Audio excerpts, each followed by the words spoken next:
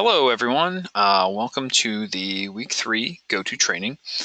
Today we're going to be talking about motivation and gamification. So this is all relevant for your week 3 group assignments. So definitely, some cool stuff we're going to go over.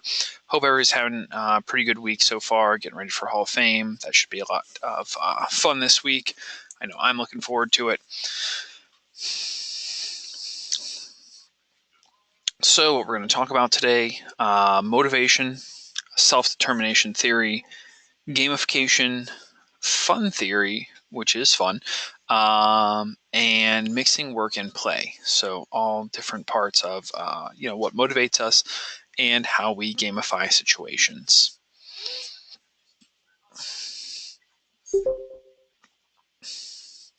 All right, so has everyone checked out some of the reading? I hope that you have. That's the ideal situation.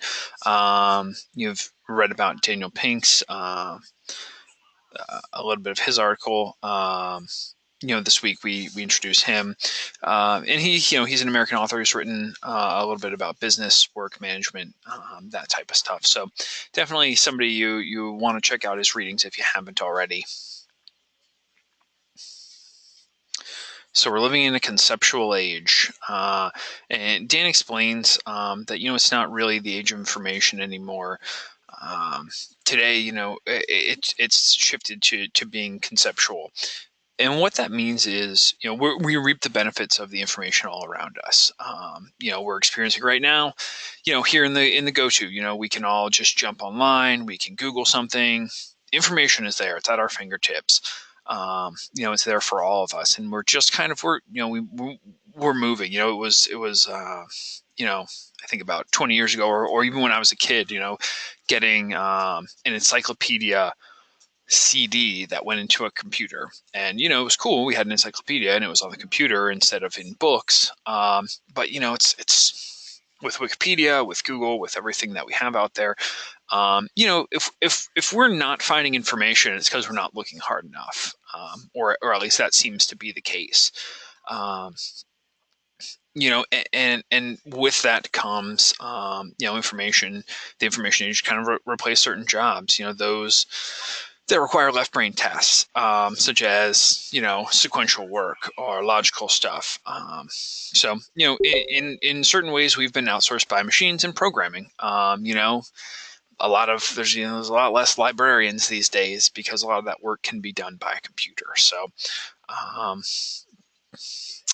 what we're kind of looking at then is what are the important skills, and that's where it goes into what makes an attractive candidate in the workplace. What's really important are characteristics in the right hemisphere of the brain. So, imagination, creativity, things like that, being able to look at something and see, a big picture. That's what people are going to be looking for, a lot more. Because a lot of other stuff can be done by a computer. We don't need, data entry is slowly, slipping away. And for all of you, within your industries, you're utilizing these skills. You're working on your creativity. You're working on, building those skills. And it's artistic. It's really hard to get a computer to do a lot of the stuff. And most of you have, pretty impressive computer skills. But a computer still can't always do the same things that people do. So, definitely, it's interesting, where we where the computers help us a lot and replace some of our jobs, and robots took jobs and things like that. But there's still a lot of things for people, and a lot of it gears more towards things, right? Like what most of you are going to school for, which in a real broad sense is kind of entertainment type programs. But yeah, it's interesting. Brings us to the next point. What moves us to action at work? So what actually motivates employees? We want to see what cause us to achieve, to perform well. We really maybe aren't even as predictable as we think. Does anyone have anything that really moves them, motivates them, stuff that, is, feel free to jump in a text in the chat box, or if you want to raise your hand. Anyone motivated specifically by one thing or another?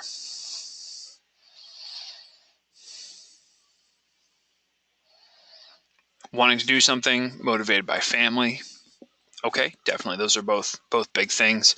I know for me, that's being able to provide for my family, take care of them, definitely a big one. A lot of times people will jump right, straight to money, bonuses, rewards, incentives. People a lot of times think that there's a formula, and that if you build it out just right, you can get far enough. It's true to a certain point. As far as money goes, people are, there's the whole stick and carrot, and you kind of dangle the carrot in front of people, and it works for a while. But at a certain point, it's wrong. It doesn't always, it only gets people to go so far. The kind of misconceptions behind why people work and what motivates them. When we look at an employee's performance and accomplishments, the common assumption is that money is the biggest driver and incentive for performance. It's just not always the case. There's a secret, like we'll talk about. Can anyone think about that before I go on? If you read the slides or not, or read in the readings or not, does anyone think about the things that the secrets to what really drives people to perform?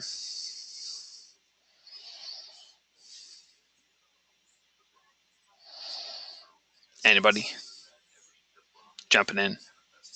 Relationships? Okay, sure. Yeah, definitely the relationships with your peers in the workplace.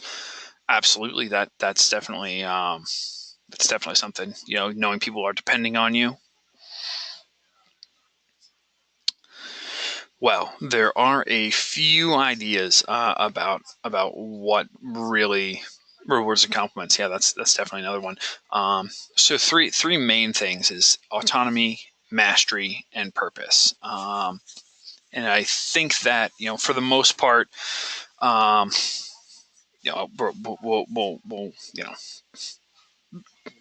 I know for me, I'm sorry, I'll go back. Autonomy is kind of being able to work on my own, do my own thing. I like that a lot. Mastery, being good at a task that you do, and feeling that my work is meaningful or has a purpose, does a lot for me. So you've said some of the things that motivate you.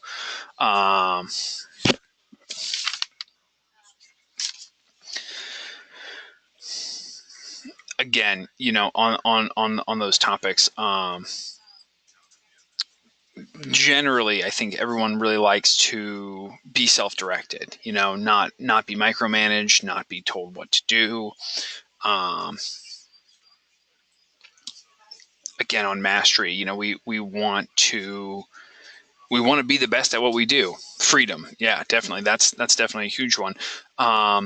We all have the urge to get better at our our skill or the thing that we really like doing. I don't think anyone just likes to do the same thing and just be medium at it. I don't think anyone just wants to make medium music or make medium artwork. I think everyone wants to make something amazing. They want to you want to capture lightning in a jar, so to speak.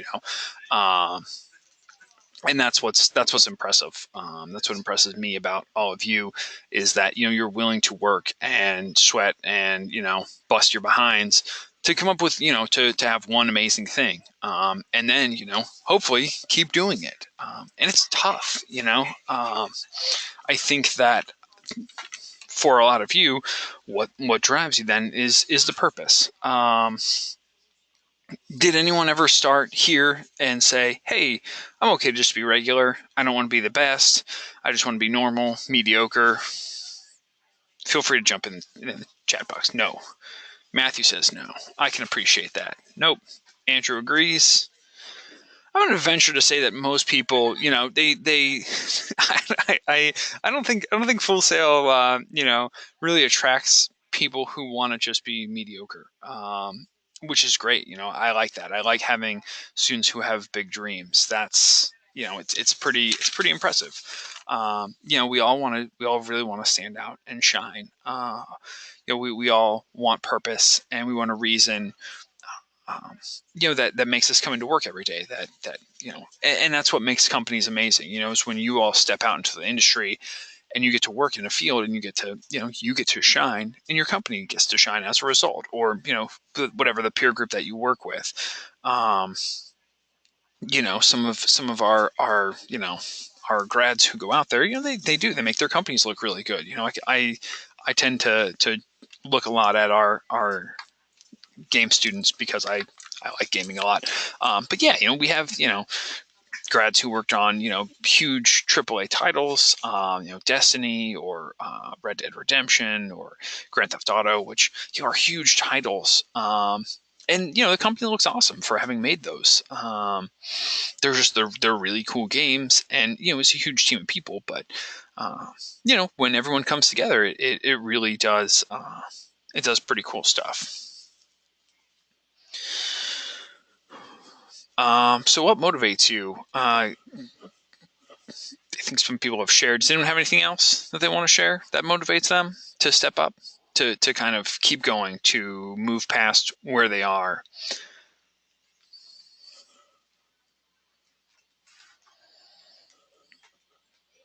All right. So has anyone read The Candle Problem, which is in the reading? A little?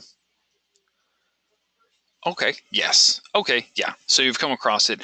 And basically what it is, you're given the things that are in the picture, and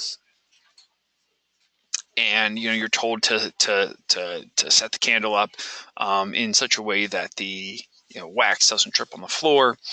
And it's only until you kind of look beyond what you have, that you really get to step up to the level of mastery. And what I mean by that is, if you just look at this, you say, well, I've got a box of tacks and I have a lighter and I have a candle, which is accurate. Those are all the things that are there. But it's not until you take things and start to repurpose them. You dump out the box of tacks and you put the candle inside the box, and then you can use the box to collect wax. You have to look beyond what's there right in front of you. Does anyone have times where maybe they had to think outside the box, literally or figuratively, to come up with solutions for things that they also want to share about? Yeah. David, do you want me to unmute you, and if you want to raise your hand, you don't have to raise your hand. I can unmute you if you want. If you want to tell us about it.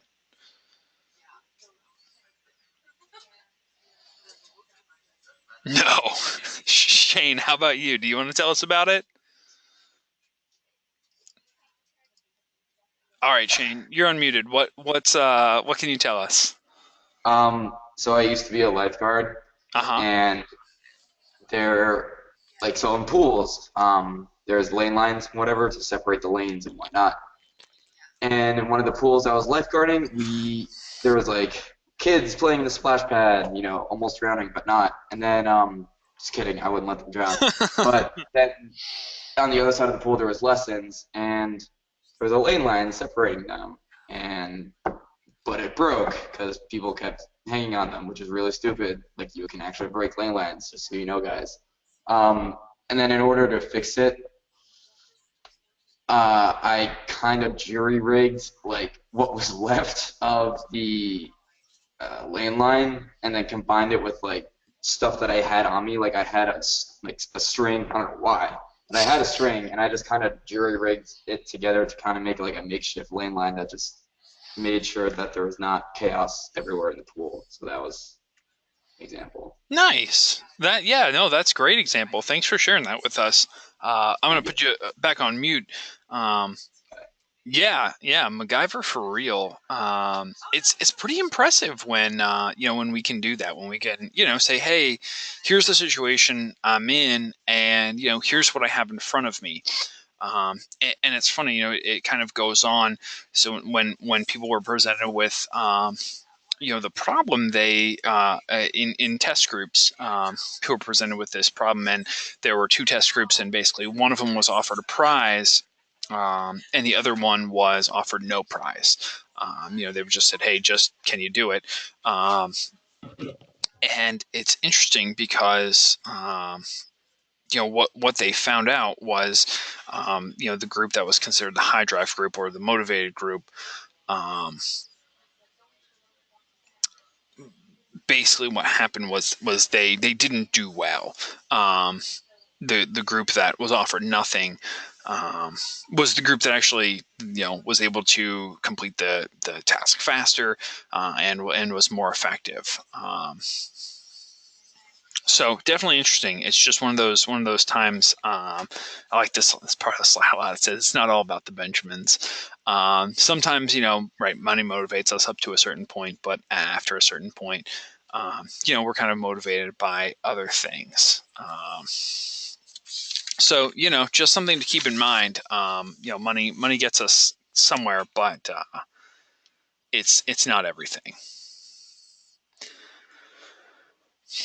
What is interesting is when they've done similar tests, what they found was that the process of turning a task into a competition for limited resources, like a set amount of money, created mild levels of stress.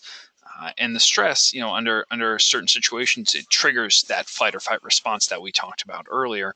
And the brain, the body, and creative thinking shuts down. So when we are stressed out, we get less creative. We don't have the same abilities, and our problem solving diminishes. So it's just another way to remember to when things get stressful or they're hectic, take a beat and go from there. There's it's all right to step back, to reassess situations, to try and calm down before you have to go and make a decision about those things.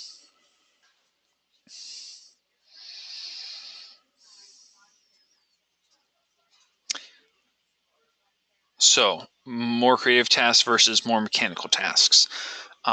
There really is a time and place for just about everything, and it goes the same with the rewards.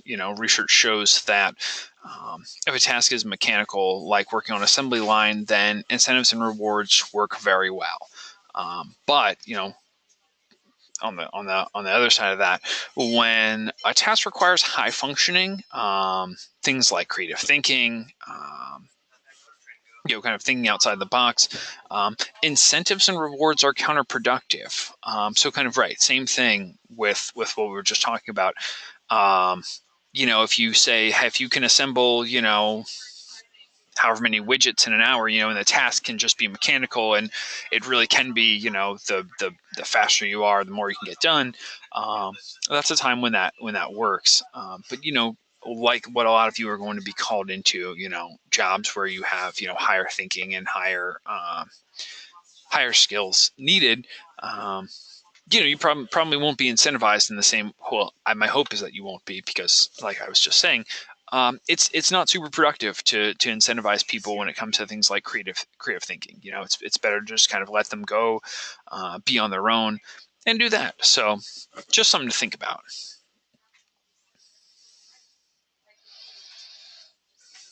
So, businesses really benefit from knowing when to hang a reward out there and when not. When businesses pay people enough to take care of the issue of money, to kind of just bring your financial needs off the table. um, it fosters an environment of limitless return. So, we intrinsically know, when we're paid well, it communicates that we're valued. So, people want to be valued. We want to know that our skills and expertise are valued as company assets. So we think to ourselves, hey, if this company values me, they'll pay me well, they'll take care of me. Um, and make sure that my needs are met because they want me to be a happy, productive employee. Which brings us to self-determination theory, which explains, human behavior from, a different angle than traditional behavioral theories. And basically what it says is that we're wired towards personal growth. That we're motivated intrinsically or internally, motivated from within, and our self-determination basically forms who we are as people. So right, again, it's that whole thing. If you're bound and determined to do something, there's very little that outside sources can do. I know that when I was a kid, my parents they thought it was wise to, if you got certain grades, if you did well, you'd get money, but if you didn't, you wouldn't get money, and so on and so forth. And it was fine. The money was cool. I liked that, but I just wanted to do well in school. So I studied, I paid attention, um, and there were classes that maybe I didn't do well in, and my internal motivation was far more powerful than the money aspect of it. And it's the same thing in the workplace. A lot of times, um, up to a certain point, we can be motivated by it, but after that point, we either our own personal goals, where we want to go, sometimes our morals, whatever it is, um, tell us that we do or don't want to do things.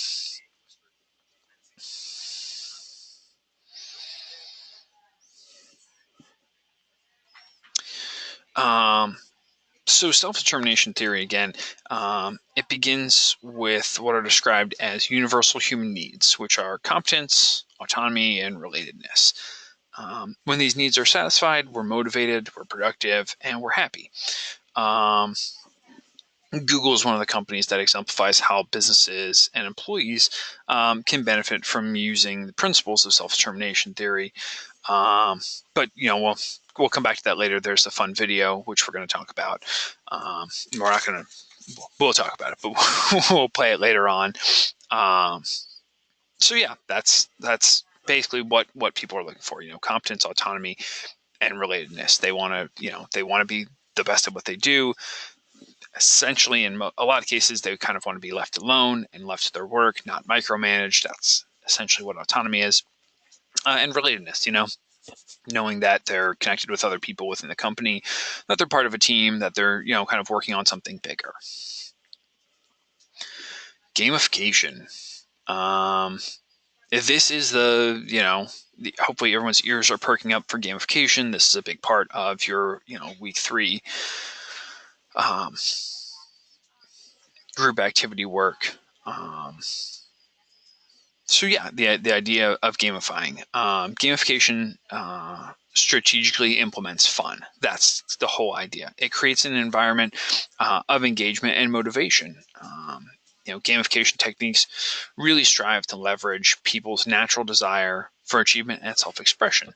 And people want to have fun too. We have an article, 26 elements of gamification marketing strategies. Believe it's in the readings. But right. Has anyone had an experience with gamification, or can they think of anything and say, they either something that a company did to draw you in, or something that maybe your parents did where something was gamified? Feel free to raise your hands or write in the text box.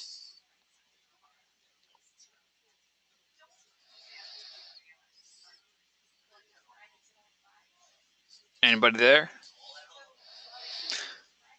I'll wait for you all to write in the text box. The company that I think does this really well, and please don't take this as an endorsement, but McDonald's, they really do a good job with their monopoly. I'm sorry. The question to repeat it: who can you think of a company that does gamification really well, that does something to incentivize people to consume or whatever?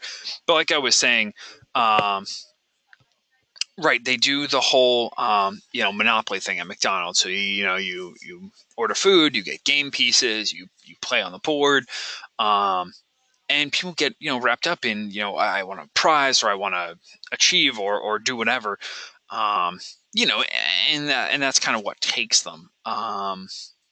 The food becomes secondary to this game, or maybe you're more inclined to go to one company versus another based on their prizes. Happy Meals are the same way. That basically is just gamifying the eating experience. So the fast food industry has done a pretty impressive job with that. It's they it's pretty interesting. Firehouse did the Plinko thing at orientation. Okay, yeah, that's cool. So Firehouse on campus, Firehouse subs, did something similar. Timeshare. I think that Tavia is saying timeshare companies, when they'll call you, they'll bring you out to like a free vacation or a free, you get a free stay, and then they pitch you the timeshare. That's definitely kind of the same idea, right? They're trying to draw you in into something else. I know we talked about it. I mentioned it last time in class. I think we talked about Book It, which was the thing that I remember from being a kid. And you read books, and if you read the book, you got stars, um, and then you got pizza. Yeah, exactly. Trivia night at bars, totally. Yeah, absolutely the same thing. They want people to come in, they want them to spend money. So there's definitely a lot of different ways that people will gamify things. Um, if you wouldn't mind, if you could all jump into the materials section and click on Piano Stairs. I'm going to mute myself. We're going to watch Piano Stairs, and we'll go from there.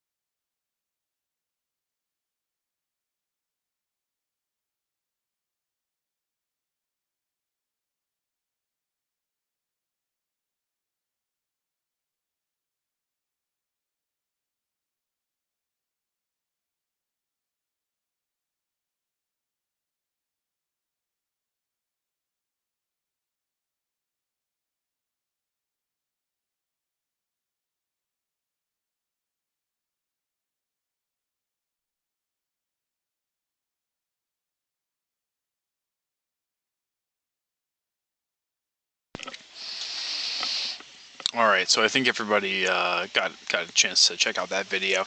Right, it's super fun, and it's just one of those things where you get to step out, you get to see things, you get to do something fun, and it's not a big deal. It's not like you got people to do some crazy thing. They took the stairs instead of the escalator. So it's something you encourage people to do, something that's just a little bit good for you. Um, but yeah, you're impressed. They said 66% more people took the stairs because you made it a little bit fun for them. And that really is what, kind of is the idea, with gamifying things. There's a lot of companies, that really do play well. Gamification is ingrained into company cultures. And they're beating out the competition. You think about these companies, Zappos, Google, Pixar. Um, some companies that are really stepping up. But they've created the proper conditions for their employees, that they all stay motivated, and they're basically they're all working smarter if they can and not harder. The companies are all leading the industries, because they push the boundaries of where play ends and where work begins. It's a pretty interesting kind of theory to do that, to set people up to have a good time, and to move along. Um, there's actually another video. I apologize, it's not labeled. It's the other one. It's in the materials section. It's the one that's not piano stairs. It's just a YouTube link. But if you get a second, just click on that. It's about 5 minutes. I'm going to mute myself again. But just want to see the Inside Google video.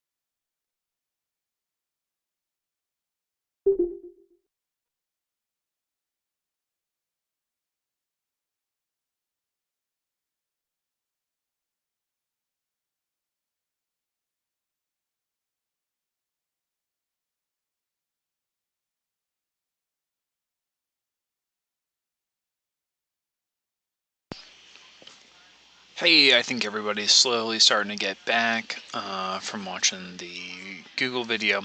Hope you all enjoyed that. I think it's a lot of fun. I think Google does a pretty good job with making work a fun place to be. Letting people come out and have a good time. Yeah, you want the rotating library? Definitely, it's a super cool feature. I think that they do a really good job, and right, they produce a lot of pretty impressive results.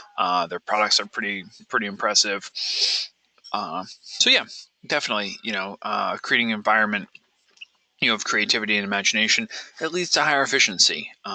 People's performance is higher, their happiness is higher. Um, it's counterintuitive to traditional thinking about motivation and what people like. But they seem to have found a pretty good mix. So that's kind of where mixing work and play come together in a way that's pretty impressive. They do a pretty good job. Can anyone else think of things that maybe places you've worked where they did a really good job making things fun as well at work? Anyone want to raise your hand? Instead of doing that, you can do that, or you can jump in the text box.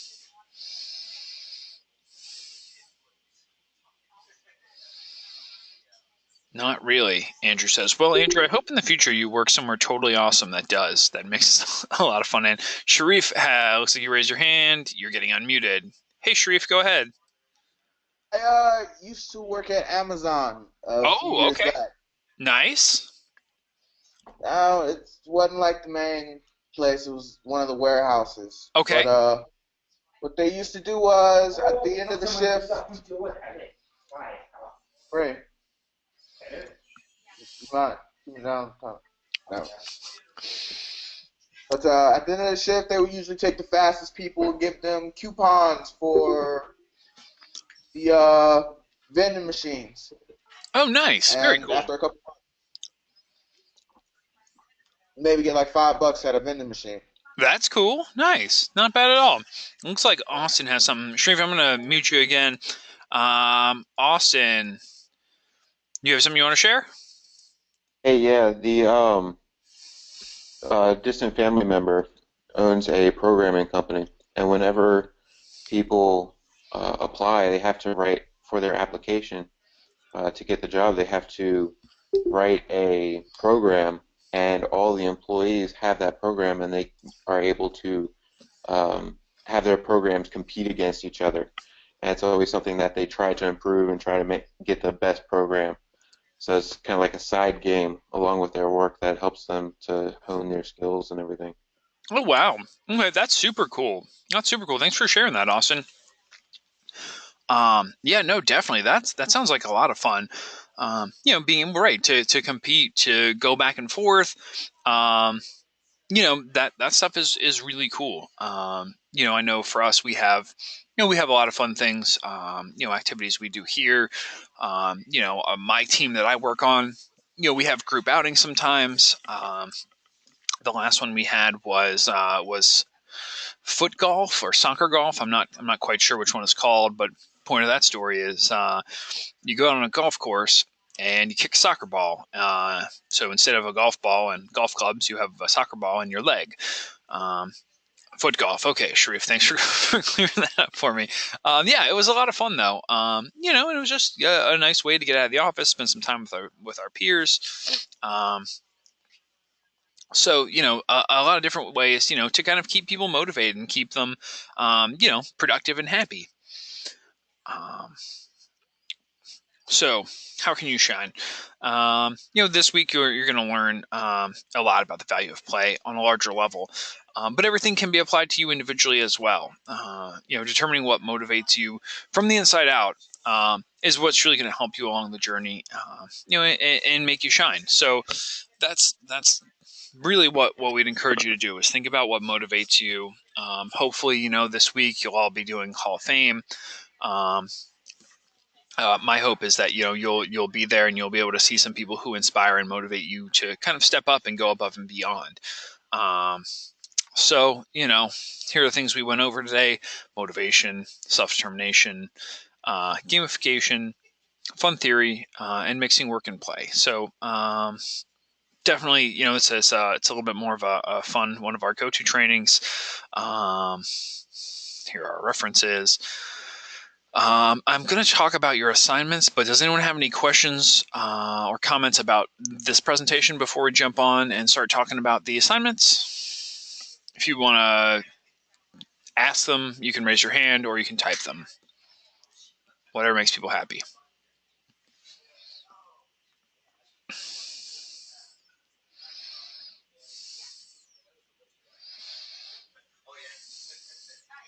Doesn't look like anyone has any questions right now. I just want to remind everyone, if you go into the online portal this month, this week, how many Hall of Fame events do we need to attend? I believe that you need to be checking in daily at Hall of Fame. I don't believe that there is a minimum amount of events, but I believe that they're going to be checking you in. There's just a general check-in for students. You need to be checking in every day. That's the main thing. So, I mean, obviously, I would say check in and go to events. But sometimes it's hard. There's a line, but be participating on campus. One per day is that's a great idea, Shane. I think that's perfect. You definitely will. You can't go wrong going to one a day, and plus they're a lot of fun. It's a really good time. I think Hall of Fame is easily, it's one of the best opportunities.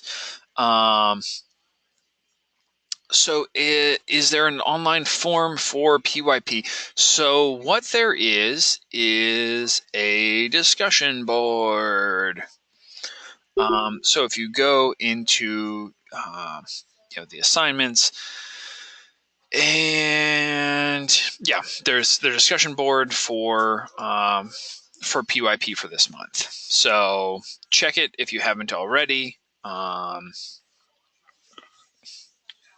Participate on the discussion board. Normal stuff. There's 2 discussion boards for this week. There's the regular, class 1 for. I'm sorry, I'm trying to navigate on the platform right now. There's the regular discussion adventure, and let me just see.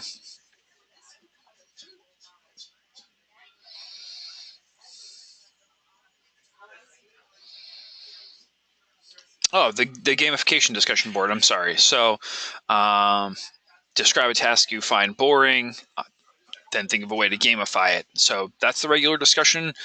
And then we also have Hall of Fame discussion board. So 2 separate discussion boards. Both are due this week. Please make sure you're doing them. Okay, so the description for that says you'll want to attend 3 to 5 events of your choosing. Come back to this board and post a Hall of Fame selfie that you took at the event and tell us about it. So what that means: go to the events, take pictures. If you're in them, that's great. But there's a lot of different stuff. There's I don't want to. Career Expo, I believe is what it's called. That's a huge one where a lot of big companies are going to be there. It might, I realize everyone's on the front end of their degrees, but it's good to start thinking about companies you'd want to work for, talking with people there. That's a huge one. It is very cool to bring a camera to Hall of Fame, yes. What I will say about that, if you bring a camera, some people might have requests about when you take photos or when you don't. Do you have to be in the picture? It's probably wise to be in it. I think that'd be cool. If you're not in every picture, I'm not gonna scold you, but if I find more than one person submitting the same picture, that would be bad. So if that answers that question, I just like people being in the pictures, though. It's like, hey, there's no questions about it. If you want to take a picture of something that you saw that you really liked and talk about that, that's cool too. I understand. So right, there's a lot of things going on this week. Get out there, check them out. No, you can't take one for everyone to use. Correct, Andrew. So yeah, that's the Hall of Fame stuff. Definitely, there's a ton of things within that activity. There's more information. There's a little click here button if you have questions about that. Does anyone have any team project questions?